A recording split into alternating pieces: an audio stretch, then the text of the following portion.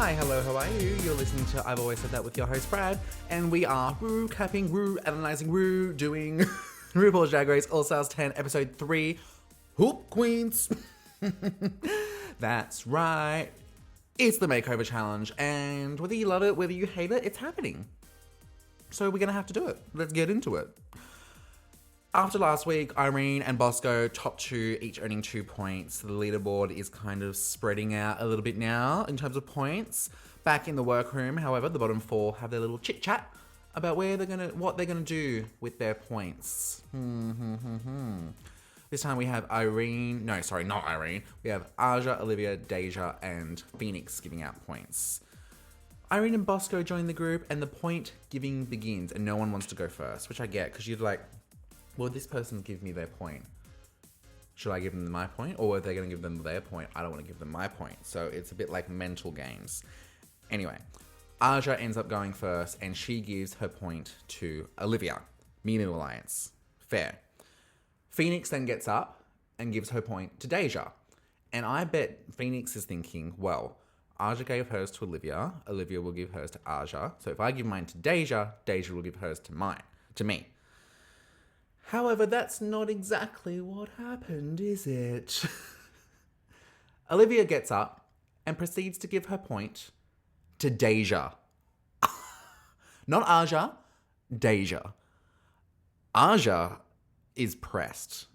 Absolutely pressed. Then Deja is like, well, shit. Phoenix has given me her point. Olivia's given me her point. Aja's in my alliance. What the hell do I do? Yeah, babe, you're stuck between a rock and a hard place. Maybe it would have been better to go first.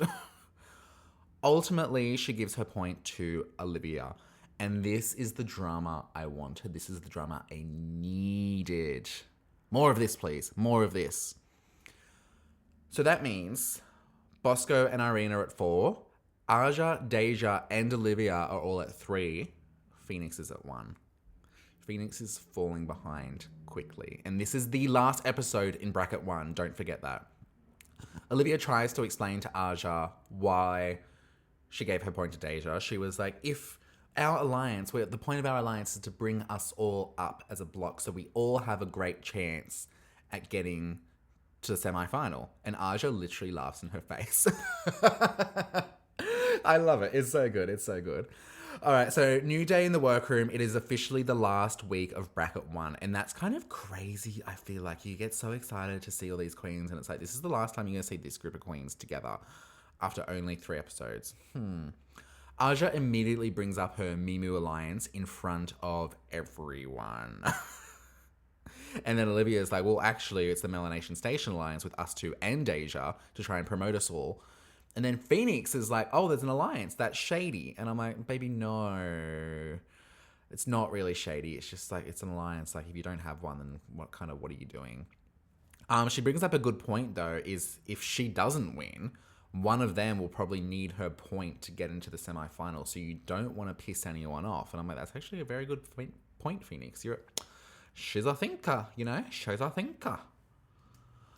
The queens are taken to a basketball court for their mini-challenge where they are acquainted with some college basketball players. Yeah, so we will be doing the Makeover Challenge. For the mini-challenge, the queen who makes the most free throws in 60 seconds pairs everybody up. And who wins? Irene continues her winning streak and pairs everyone up. Irene is sweeping the competition so far. It's kind of crazy. Anyway, she says she does the pairings fairly? Pretty fairly. And I would have to agree based on who she pairs up who with who. Like, she says who they think would suit their style and be the easiest to make up for them. And I'm like, okay, sure. She says she wants to beat the best, so she doesn't want to screw anyone over. And I get it, but I disagree with the sentiment. Like, to kind of quote what Naomi Smalls has said, because she got a lot of backlash for eliminating Manila on All Stars 4, beat the best, you have to beat them at the finale. Well, no. If you get rid of them through the competition, you beat them. They're gone. It doesn't matter at what point they go. You beat them. They have the opportunity of being in the bottom. See ya. You fucked up. You got to go. That's how the competition works. You have that option. Why is that frowned upon? Get with the program. Anyway, So the pairs, besides being made over, they must also write, record, and perform Shoot Your Shot as well. So it is a bit of a challenge indeed. Now, surprisingly, only one of these queens in this bracket has ever done a makeover challenge before, and that's Olivia Lux on season 13, where she made over Denali because, COVID, they couldn't bring in outside people. And she was in the bottom for it. So it'll be interesting to see if she can have a redemption from that. Everyone else, clean slate. They've never done a makeover challenge before. All Stars 3 didn't have one. Aja didn't make it on season 9. Irene didn't make it on season 15. Season 14 didn't have it, so Bosco and Deja. Basically, they all sit around and write their lyrics, go out on the main stage and practice what they're going to do. That's the thing about makeover challenges, which I have a bit of an issue about. It's a lot of filler content. Like, it is nice seeing the queens, like, bond with these basketball girls and such, but it's not necessarily the most entertaining thing in the world. So I'm just like, in the makeover challenge, I just want to see the makeover and the performance. Like, and yes, like, some bits and bobs between, but, like, filling up a whole episode, it's, like, a bit rough. Come on. Runway day. We're skipping straight to runway day. Phoenix says her looks are based on her season 3 meme with India Ferrer, like when she walks into the workroom, and then India Ferrer walks in and she's wearing basically the same thing, like the exact same wig, and it's like prison honey, which is funny, but my mind, I'm like, you've only got 3 episodes, so 3 runways, and one of those runways you're doing a reference of a look which is not the most impressive look in the world. Like, you don't want to show the world something new. Like, I get, like, you're also trying to be memorable and, like, latching onto something, like, arguably your most memorable moment of your time on Drag Race. I understand that. But I would also love for her to take this moment and create a new memory of her on Drag Race. I think that would be a really smart way to do it. But this is the way she's done it, so gotta go with it. Aja and Olivia have a chat about the points, and it's all a bit messy points, as Aja said. They're messy points. Not sure if anything really got resolved, so it's like, it's still a bit, like, up in the air about, like, if they're in an alliance, if they're not in an alliance, if they've got each other's back. I'm like, Irene raises a good point, however. She has never given any points because she's been in the top the first 2 weeks. So if she doesn't win, why would anyone give her points? She's in major danger then. Major danger. So she's like, I have to win again to, like, lock myself, guarantee my spot in the semifinal. And I'm like, oh yeah, shit. That's so true, bestie. So true. So on the runway, category is family resemblance. Now, first of all, before I even get into the runway, I feel like production always uses the makeover challenge and the family resemblance critique, and they bend it and they skew it to how they want to place the queens. So let's just keep that in mind. First up is Deja Skye and Sophie Rochus. First of all, great name, Sophie Rochus. Phenomenal. Beat. Of course, we knew Deja was going to do an incredible beat on this girl. Like, she looks amazing. I don't love the outfits, like the pastel pink, and it's kind of like a pastel, almost neon green on Sophie. I'm not loving it. I really don't. Do I get family resemblance? I don't think I do, to be honest. Like, I don't know. Like, she's got Deja's signature, like, body, like, with the padding and such, but I don't know. It's not my favorite. I think if the looks were more cohesive, it would have sold it a bit more. Like, she's got no pink in the green look and no green in the pink look, so something to just tie them together was stupid little things, which I hate agreeing with the judges, but oh, yes. Then we have Irene the Alien and Estelle the Alien. And Irene, how you've just knocked this out of the park again in these futuristic, alien-esque Harley Quinn clown costumes. Like, this metallic silver and black number is just phenomenal. Like, they've got white painted face makeup, kind of like clowny. The only colour on them is their pink blush, which I think is really beautiful. She's done such a good job. You can't tell who's the drag queen and who's the basketball player just looking at them. They're best looks. So good. They are eating. Irene, come on. Like, oh, amazing. Then we have Bosco and the Goddess. I don't know how I feel about the name The Goddess. I feel like it's just a bit... I don't know. The looks are nice. They're giving fashion, but the kind of fashion that I'm like, that seems like expensive fashion that's ugly. Like, there's not my favorite thing in the world. And it's also, they are giving family resemblance down, but, well, I mean, there's no but. Bosco is giving grandmother and the Goddess is giving granddaughter. I don't know why Bosco looks very aged in this look. I don't know if it's like the hair or what it is, but like they both look great. But I don't know, there's just something off about it for me, and it's not my favorite Bosco look, especially after what she's been serving us this season so far. Phoenix and her daughter Heron are up next, and may I say, I think the best family resemblance in terms of mug so far. Like, she mugged her out. They look identical.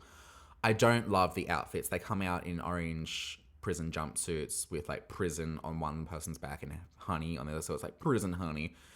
I'm like, yeah, okay, cool, we get the gag. They rip it off, and they're Heron's in this like black little black dress, and Phoenix is in like a black bodysuit sort of thing. It's a little bit basic for my liking. Like, they're having fun. Heron looks very tentative, which I understand. Phoenix looks very in her element. I feel like she's finally found her footing in the competition, which is unfortunate that it is only 3-week competition. But, you know, I wish it was something else. I just wish it was something else. That's all I can say.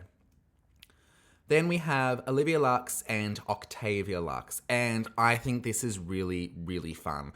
They've got like asymmetrical afros on, which I've never seen before. And they're kind of giving Disco Sisters like these like kind of like 80s mod dresses. But Olivia's has a piano and Octavia's has a guitar on it. I think it's really fun. They look like family. They look so beautiful. The makeup job that she's done on Octavia is phenomenal. I love it. Like the headphones with like the connected cord between them. Really, really fun. Great performance from them too. Then finally we have Aja and Tiva. And they've come out as these little garden fairy princesses. So they've got like the little fairy wings. Aja's in this like mint green. And Tiva is in this like purple lilac lavender sort of vibe with the white high go-go boots. I think really fun. Tiva's makeup. Can I just point out Tiva's makeup? I don't know why, but it's a major backhanded compliment, I know. But Tiva's... I didn't think Aja... I wasn't sure how Aja was going to go doing a makeover challenge, but her makeup, phenomenal. Phenomenal. I think it's beautiful. She looks so soft. SAWFT. Soft. You know? Increds. Favorite look of the night would have to be Irene the Alien. I think they just looked incredible. Least favorite, sadly, would again have to be Phoenix. Critiques. Everyone, for the most part, got really positive critiques. I feel like they tend to do that with makeover challenges, so as to not dishearten like the makeover participant. Aja got a costumey critique from Michelle, which has never really made sense to me. Like, it looks like a costume. I'm like, what? Like, of course it is. Like, what kind of a stupid thing is that to say? But I really loved Aja's comeback. She's like, I think of drag as a costume. I love it. Do you love it? And Tiva's like, I love it. She's like, we love it. She's so stupid. It's great. At a viewing party, Irene also said that she got the same critique, but it was cut out. I'm like, that's ironic. Okay. Deja was told that the family resemblance wasn't there from Michelle. Guest judge disagreed. I think the makeover challenges are just bullshit in general. They do what they want, honestly. Like, you can say whatever you want, but you can't convince me otherwise. They just pick and choose who they want and make up their own critiques. I think Olivia definitely redeemed herself from her makeover challenge last year, her last season. Just Octavia looks incredible. So good. Also, all the performances, I forgot to say, they did their performances of Hoop Queen with their verses. Really, really fun. Aja definitely had the best lyrics. She was rapping. Tiva stayed up with her. So that was really fun to see. I thought they all did a really good job. Some of them were a bit tentative, which I understand once again, but I thought it was a really cute performance, you know. Also, before they leave the main stage, Rue also says the MVQ points are to be given on stage tonight. the final MVQ points of the season, which will decide the top 3. And Rue also says that if there's a tie, she will decide. And I'm like, I don't know how I feel about that. I like which was like a revote between all the queens. I don't know, but we'll see. We'll see.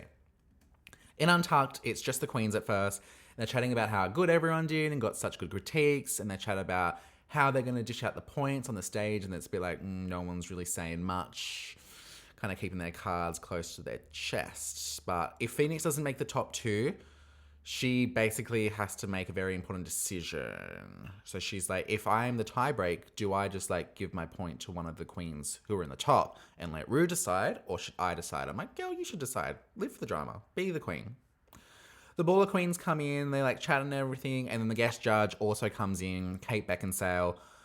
She looks fucking phenomenal. Holy shit.